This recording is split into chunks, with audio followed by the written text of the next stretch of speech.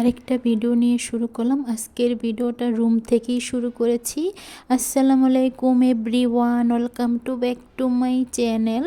দূরে কাছে যে যেখান থেকে আমার ভিডিওটা দেখছেন, আশা করি আল্লাহর রহমতে সবাই ভালো আছেন। আলহামদুলিল্লাহ, আপনাদের দোয়া এবং ভালোবাসা আমরাও ভালো আছি। নতুন একটা ভিডিও নিয়ে শুরু করলাম। আজকের ভিডিওটা আমি ডাইনিং টেবিল থেকেই শুরু করেছি। আজকে সকালে নাস্তা করে নিয়েছিলাম অফ ক্যামেরায়। নাস্তা করার সময় যেহেতু কোনো ক্যামেরা করিনি, তার জন্য এখন দেখিয়ে দিচ্ছি আজকে আমাদের কি রান্না করা হয়েছে। আজকে আমাদের কলির শাক রান্না করা হয়েছে, সাথে কিন্তু বাটা মাছ, সিম দিয়ে, আলু দিয়ে, সাথে টমেটো দিয়ে রান্না করা হয়েছে। আর সাথে অল্প করে কিছু চিংড়ি মাছ ভাজা করা হয়েছে। যেহেতু আমি এখন ভাত খাবো, তার জন্য আমার জন্য কিন্তু চিংড়ি মাছটা ভাজা করা হয়েছে। আর কলির শাকটা দেখতে পাচ্ছেন অল্প, যেহেতু আগের দিন রাত্রে আপনাদের ভাইয়া শাক নিয়ে আসছিল, তখন কিন্তু আমরা শাক রান্না করে রাতেই খাওয়া হয়েছিল, তার জন্য এখন কিন্তু অল্প দেখাচ্ছে। আর দেখুন সব কিছুই কিন্তু গরম আছে, এখনও কিন্তু ধোঁয়া উঠছে, তার জন্য বললাম মানে তরকারিও গরম, শাকও গরম, ভাতও কিন্তু গরম ছিল। মানে গরম গরম ভাতটা আমি এখন সকালবেলা খেয়ে নেব। সকাল বললে ভুল হবে, এখন কিন্তু 10:30 বেজে গিয়েছে।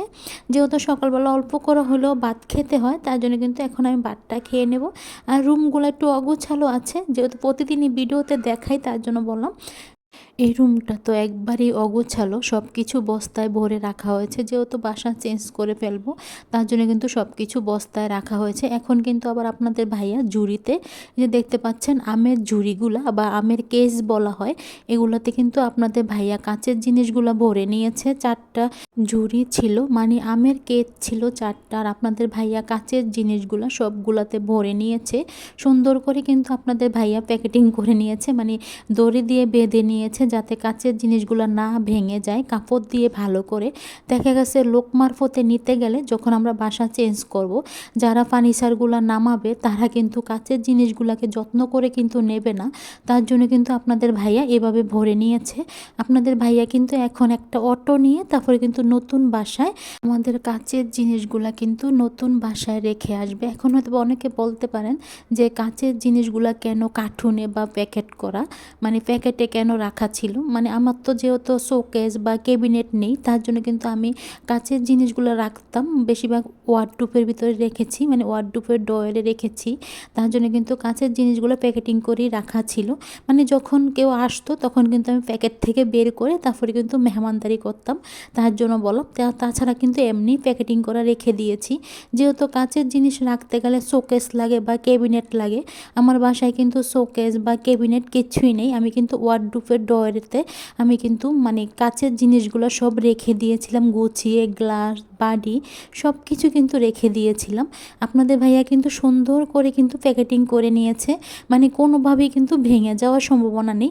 এই জিনিসগুলো কিন্তু লোক মারফতে করলে কিন্তু তারা কিন্তু সুন্দর করে নেবে না। তারা কিন্তু দেখা গেছে বললেও কিন্তু তারা মানে সুন্দরভাবে রাখবে না, বা ব্যানে করে যখন নেবে তখন একটার উপরে আরেকটা রাখবে, তখন কিন্তু দেখা গেছে চাপে পড়ে কিন্তু গ্লাস, বাটি সব কিছু কিন্তু আমার ভেঙে যাবে। তার জন্য কিন্তু আপনাদের ভাইয়া এভাবে প্যাকেটিং করে দিয়েছে। এটা হচ্ছে সন্ধ্যার ভিডিও। সন্ধ্যার সময় আমরা নাস্তা খেয়ে নিয়েছিলাম চিতই পিঠা, সাথে কিন্তু শুটকি ভর্তা ছিল, আর সাথে ছিল সরিষা ভর্তা। এটা হচ্ছে আবার পরের ভিডিও। মানে সন্ধ্যার সময় আবার কিন্তু আপনাদের ভাইয়া বাহিরে গিয়ে পিঠা নিয়ে আসছিল, বাপা পিঠা নিয়ে আসছিল গরম গরম। আমার খেতে ইচ্ছে করছিল, তার জন্য কিন্তু আপনাদের ভাইয়া বাহির থেকে কিনে নিয়ে আসছে। দেখুন গরম গরম পিঠাটা, কিন্তু পিঠাগুলা কিন্তু গরম ছিল। এখন আমরা সবাই একসাথে সন্ধ্যায় পিঠা খেয়ে নেব। আমার আম্মা আর আপনাদের ভাইয়া আর আমি একসাথে, আমরা 3জন একসাথে সন্ধ্যার নাস্তা করে নেব। তো বন্ধুরা, আমি তো এখন ভিডিওতে ভয়েসটা দিচ্ছি, আমার কথায় যদি কোনো ভুল ত্রুটি হয়ে থাকে প্লিজ আপনারা ক্ষমা সুন্দর দৃষ্টিতে দেখবেন।